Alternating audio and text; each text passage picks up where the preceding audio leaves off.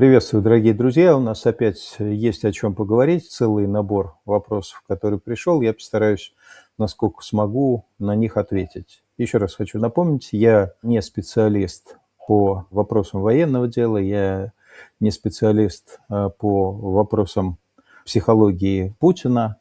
То есть я рассказываю то, как я себе это представляю. Ну и прошу вас, естественно, помочь с помощью комментариев и лайков, потому что именно таким образом вы показываете Ютубу, что вам интересно то, что здесь делается, а, соответственно, и мне есть смысл работать. Мы слышали с вами комментарий Пескова, где он говорил, что они ищут общий язык с Дуровым и с Телеграмом, и это действительно им необходимо, потому что то, что сейчас происходит с мессенджером Макс, это полная катастрофа, собственно говоря, как все ожидали.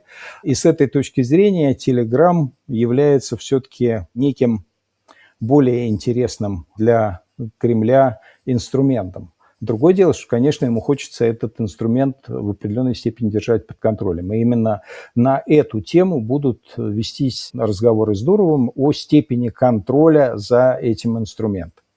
И вот в этих условиях проявляется то, о чем я постоянно говорю, в том числе и представителям западных лидеров, тем людям, которым приходится вести переговоры с Путиным. Я говорю, ребята, не забывайте, пожалуйста, Путин не традиционный для вас государственный деятель. Он вообще в этом смысле не государственный деятель, он бандит. И вот то, что сейчас осуществляется, это абсолютно традиционная для Путина и Кремля модель, ну и для бандитов в целом, модель переговорного процесса, когда, начиная переговоры, я сначала должен наехать, создать те трудности, а потом сказать, ну, ты ж видишь, я тебе могу помочь эти трудности разрулить.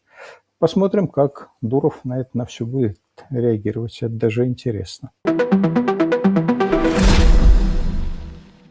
То, что показывают социологические опросы на сегодняшний день, что большая часть населения, ну или достаточная часть населения, готова принять новую мобилизацию, хотя без всякого удовольствия, даже с определенным протестом, но тем не менее, выбирая между тюрьмой и согласием на мобилизацию, люди пока еще выбирают согласие на мобилизацию. Где здесь проблема для Кремля? Проблема в том, что просто мясо, просто люди ему не так, чтобы уж очень сильно помогают. Потому что эти люди, скорее всего, никакого удара по противнику не нанесут, их уничтожат еще до этого. Современные методы ведения войны совершенно очевидно показывают, что необученная или плохо обученная, плохо вооруженная толпа, она вообще никакого значения не имеет. Но здесь возникает то место, где у Кремля действительно есть проблема. А у него есть проблема со специалистами, потому что то, что ему удается набирать на сегодняшний день, в том числе и путем набора за деньги разных асоциальных групп, не дает ему этих самых специалистов, не дает этих самых операторов дронов, не дает операторов высокотехнологических военных систем и так далее. Научить этому проще всего образованных людей, готовых учиться. Это студенчество. Студенчество, молодые специалисты и так далее. А эти люди как раз на войну добровольно идти не хотят. И мобилизация, скорее всего, будет направлена именно на них. Как эти люди реагируют на мобилизацию? Ну нет, это, конечно, не создание этих дружин для противодействия, это избегание.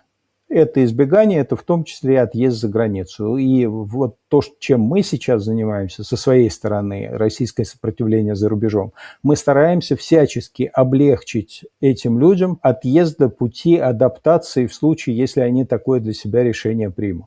И надо заметить, что прошло 2 года с того момента, как этот вопрос стал нами активно ставиться. И Запад постепенно стал эту ситуацию переоценивать и воспринимать лучше. И визы талантов открыты, и реальная возможность для людей адаптироваться открывается, и с банковскими счетами вопросы решаются, ну и с визами, как я уже сказал, тоже вопросы решаются. Наша задача помочь подготовить для людей, для специалистов, которых будут пытаться выхватывать во время мобилизации, эти возможности для того, чтобы этой мобилизации избежать.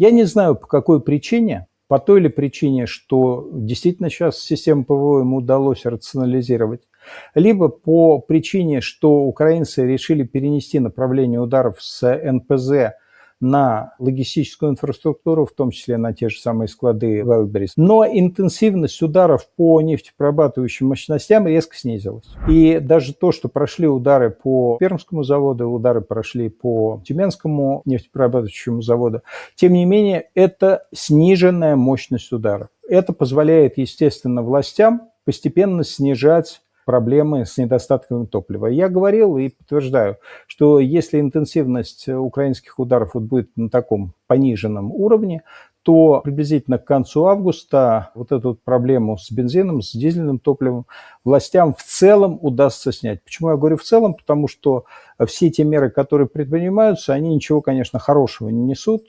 Производственные мощности находятся в ужасающем положении. Там будут продолжаться техногенные аварии.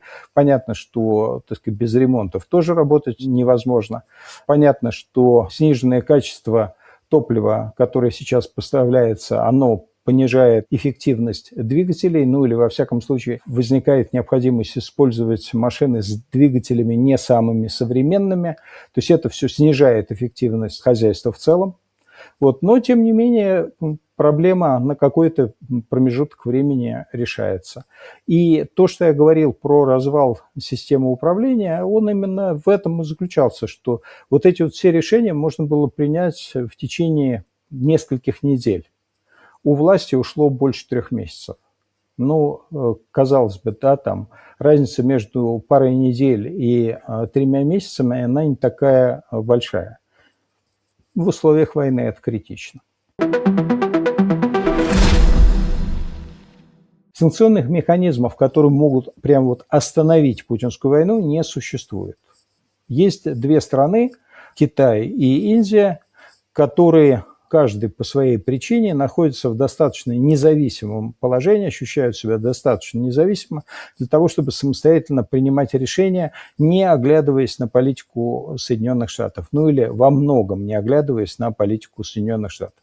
И именно эти страны на сегодняшний день являются базовыми торговыми партнерами России по поставке нефти, ну и в прошлом нефтепродуктов, и по закупкам у них разного всего, чего нужно было бы для российской экономики. В основном, конечно, это Китай.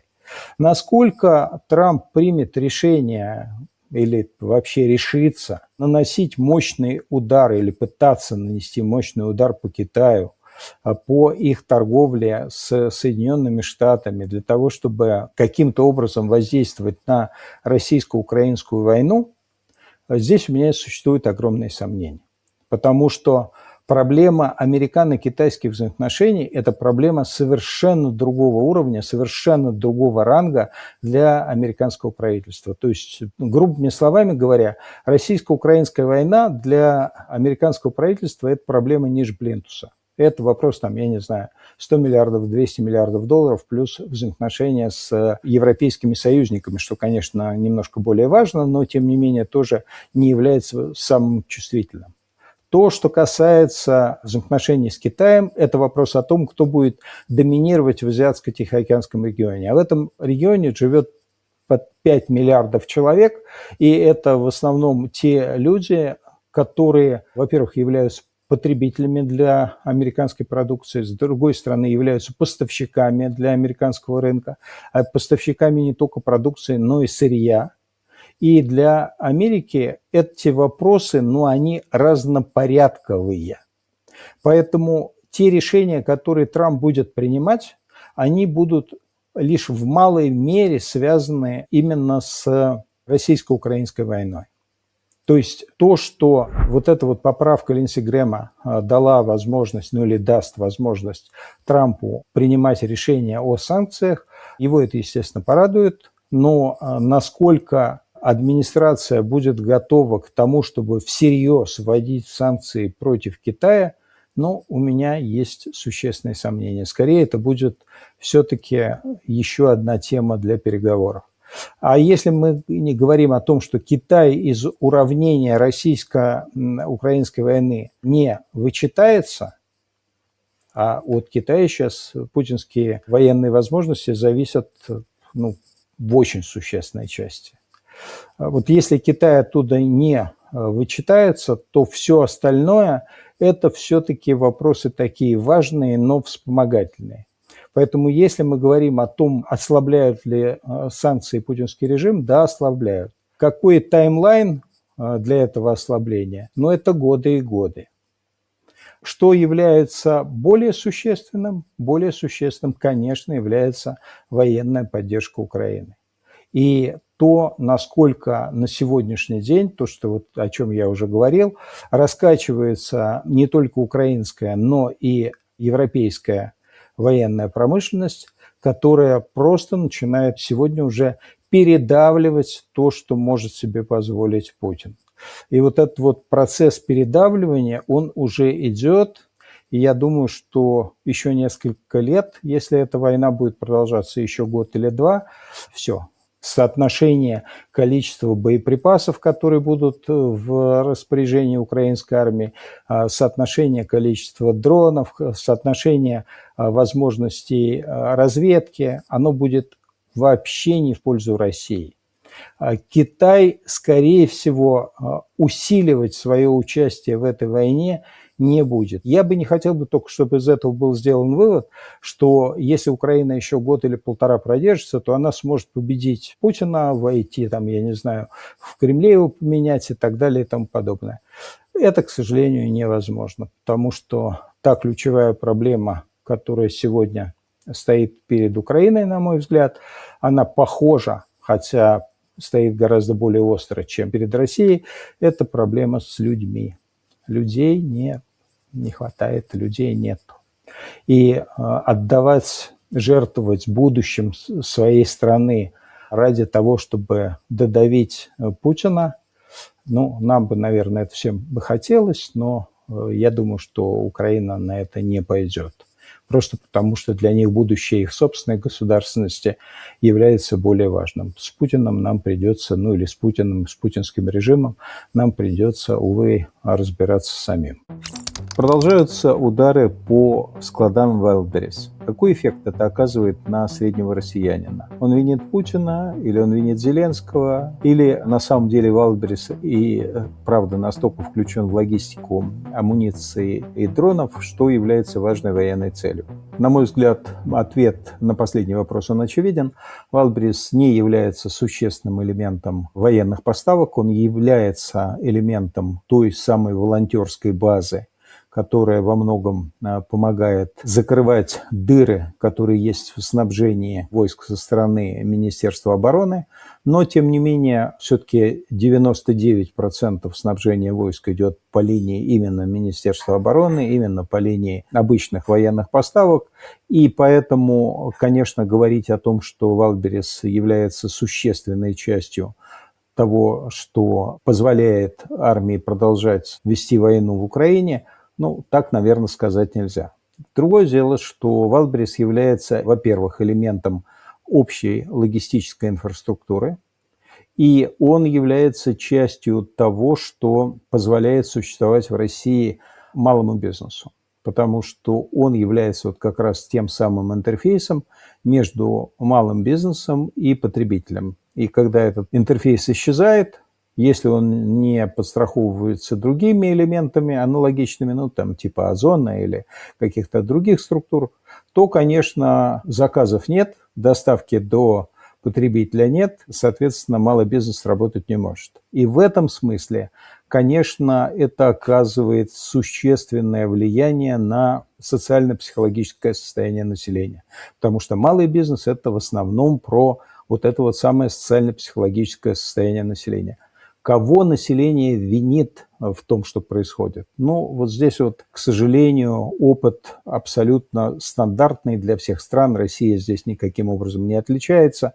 А в условиях диктатуры винить в чем-то диктатора – это достаточно опасно, и у людей стоит психологический блок во многом. И они пытаются найти себе какое-нибудь другое объяснение, какой-то другой враг, которого можно безбоязненно, во всяком случае, ругать и сливать на него вот это вот свое неудовольствие жизнью. И с этой точки зрения Украина, конечно, является вот таким вот компенсаторным врагом. И да, конечно, удары по объектом социальной инфраструктуры. А еще раз я хочу сказать, что Wildberries в этом смысле является не только объектом логистической инфраструктуры, но и социальной. Она, конечно, способствует сплочению определенной части населения вокруг Кремля. Насколько это компенсируется общим ухудшением, общим уменьшением возможностей российской экономики, ну, потому что количество безработных увеличивается, понятно, сокращается объем валового внутреннего продукта на какую-то, пускай и незначительную величину. Вот насколько одно другое балансирует, для меня это сложный вопрос, но здесь, конечно, решения принимают украинцы, именно они для себя принимают решение, как им противостоять той агрессии, которая есть. Но мы можем посмотреть на то, что в этой ситуации делает Путин, то, что в этой ситуации делает Кремль, и мы видим, что никакого прикрытия со стороны ПВО для вот этих вот складов, оптовых складов, не возникает дополнительного, как оно вот возникло, например, для нефтеперерабатывающих заводов. С этой точки зрения, опять же, можем себе сказать, что понятно, что для Кремля все-таки нефтеперерабатывающие заводы являются более чувствительным элементом инфраструктуры. Володин завершил работу Думы этого созыва пятикратным скандированием «Россия, Путин, победа». Это уже культ личности, либо просто подхалимство Володина. Выглядит ли это уже адекватно в 21 веке? Правда, остальные депутаты скандирование не подхватили, это совершенно точно. Они не подхватили, потому что Путин человек в этом смысле достаточно своеобразный. Он все-таки, ему комфортнее, знаете, позиция серого кардинала. Вот он пытается, будучи президентом, одновременно быть серым кардиналом. И когда его пытаются вытащить на поверхность, ему это не нравится. Я там пару раз его на митингах видел, но ему это все сильно некомфортно. Сильно некомфортно. О чем это говорит? Каковы сейчас в целом настроения элит, если депутатов можно туда отнести? Их, конечно, к нынешней политической элите отнести можно. Здесь важно сказать, что когда мы говорим о политической элите, мы не говорим обязательно о самых замечательных людях. Мы говорим о людях, которые имеют возможность оказывать какое-то влияние на политическое движение страны. И депутаты, несмотря на то, что, конечно, в условиях диктатуры их роль крайне невелика, но, тем не менее, какое-то влияние на направление развития страны, в том числе по второстепенным направлениям или в основном по второстепенным направлениям, они это влияние оказывать могут. Ну вот это они и делают. И, конечно, они Путина чувствуют, понимают. Я не понимаю, почему Володин настолько не понимает, или он, может быть, считает, что ему одному будет позволено выслужиться. Но вот они понимают, что Путину это не так, чтобы уж очень приятно, не то, чтобы он это от них от всех требовал. И если такая модель взаимоотношений через публичное признание величия не сложилась за 25 лет его правления, то пытаться это подхватить в момент, когда Путину уже за 70, ну, это немножко трудновато будет. Я думаю, что Володин просто ошибся. Но он, в общем, никогда особо толковым политиком не был. Как выглядит сценарий будущего для Путина? Одну войну до некого победного конца, а затем следующую, чтобы армия не скучала в мирной жизни? Или какой-то мирный план у него есть? Или в элитах все согласны с вечной войной? Ну, доля элит, которые являются бенефициарами войны, которые хотели бы продолжения бесконечной этой войны, она все-таки не такая большая. То есть мы должны говорить о 15-30% элиты, которая вот спустя эти 4,5 года войны уже стала бенефициарами этой войны, с одной стороны, но это в основном силовая часть элиты, и та часть элиты, которая представляет ту часть российского общества, которая тоже стала бенефициарами этой войны, это вот эти вот деклассированные части российского общества, плюс те, которые зарабатывают на, ну или точнее их семьи в большей степени, зарабатывают на гибели своих мужей, детей на фронте, ну и плюс та часть российского общества, которая связана с военной промышленностью. Это все-таки не так много. Вот это та часть бенефициаров войны, которая заинтересована в продолжении этой войны бесконечно. Но это или следующий, или еще какой. Вся остальная часть российского общества, это подавляющее большинство, и подавляющее большинство в элите в этой войне не заинтересованы. Но элита боится. Они боятся Путина, они понимают, что потерять они очень многое могут. Они как и многие вообще люди в обществе, не понимают, как будет осуществлен переход к мирной жизни. И поэтому, знаете, они так вот махнули рукой и плывут по воле волн, вместо того, чтобы предпринимать какие-то понятные активные усилия. На самом деле мы этого просто не замечаем. Российское общество, российская экономика, они истощаются. На сегодняшний день уже существенная нехватка людей в экономике. На сегодняшний день мы можем с уверенностью сказать, что значительная часть финансов, государственных финансов, во-первых, которые были в различных фондах, и существенная часть финансов, которые относятся к финансам населения и находятся в различных государственных банках, оно де-факто уже потрачено. И поэтому это просто постепенно вымывает вот тот вот жирок подкожный, который был у России вследствие вот этих вот десятилетий посткризисного восстановления. Этот жирок сейчас вымывается, сколько его осталось, очень трудно сказать, именно поэтому правительство закрывает экономические и статистические данные, поэтому это сказать сложно, но то, что он вымывается, это очевидно, и то, что его осталось совсем мало, это тоже уже очевидно, и то, что людям кажется, что все может продолжаться долго, это ошибка. Так что я не знаю, какое видение у Путина, но у меня видение такое, что если эта война не закончится в ближайшее время, то Россия не просто потеряла там и потеряет еще десятилетия своего развития, а просто начнет сыпаться, уходя из нынешнего сравнительно все-таки страны с развитой экономикой в сторону все-таки стран, которые нам все не нравятся, и мы с точки зрения экономической, которые все называли странами третьего мира, вот мы туда и валимся. И такие примеры, к сожалению, в истории бывали. На встрече с военнослужащими Путин очень уверенно говорил, что рано или поздно война закончится. Ну, это точно. Рано или поздно она закончится. Причем расписывал, как Россия победит. Донбасс будет захвачен, а Западная Украина отойдет Польше, Венгрии и Румынии. До этого далеко, Владимир Владимирович. Еще лет эдак 5-10 повоевать придется, и то неизвестно, что из этого проистечет. Почему я говорю неизвестно, что из этого проистечет? Потому что Запад очень долго раскачивался, практически 4 года раскачивался, и вот только где-то полгода назад, может, чуть побольше, Запад, наконец, сказал себе, что все, дальше это терпеть невозможно, и начал раскачивать свою оборонную промышленность. И эта оборонная промышленность постепенно наращивает обороты.